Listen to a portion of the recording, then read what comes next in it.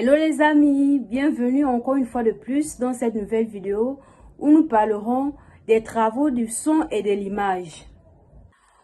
Aujourd'hui dans cette nouvelle vidéo, nous parlerons d'un cube et ses 6 différentes faces. Nous allons commencer par présenter la lumière. La lumière est un élément essentiel de la photographie puisque c'est la lumière qui vient impressionner la pellicule photographique ou capteur numérique.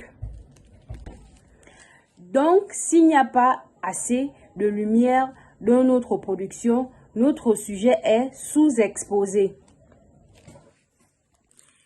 Et s'il y a trop de lumière, notre sujet est surexposé. Donc, la source lumineuse doit toujours être derrière le cadreur pour bien éclairer le sujet. Ensuite, nous allons parler de la deuxième phase qui est le point. Le point permet à l'image d'être nette et propre.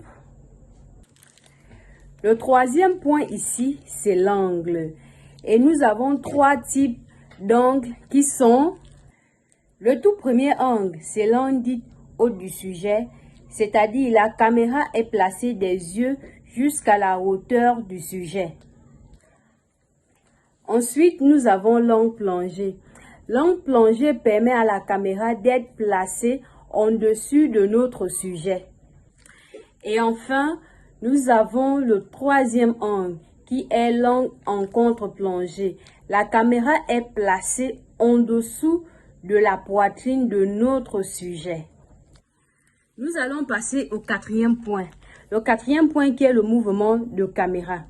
Le mouvement de caméra est constitué de 2 types de mouvements. Le premier mouvement, c'est le mouvement panoramique et le deuxième type, c'est le mouvement travelling.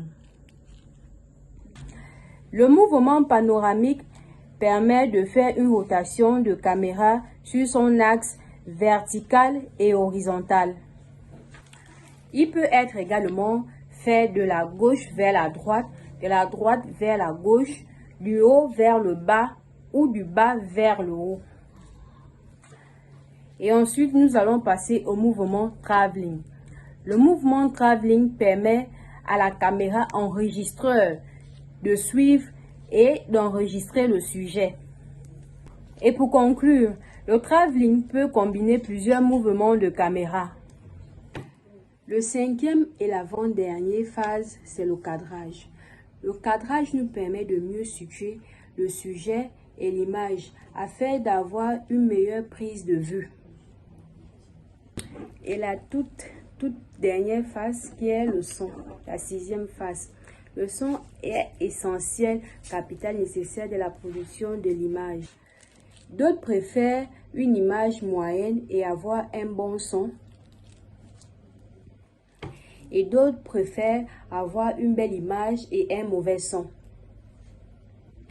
Merci les amis de m'avoir suivi du début jusqu'à la fin. Surtout n'oubliez pas de vous abonner, de liker et surtout de partager. À bientôt.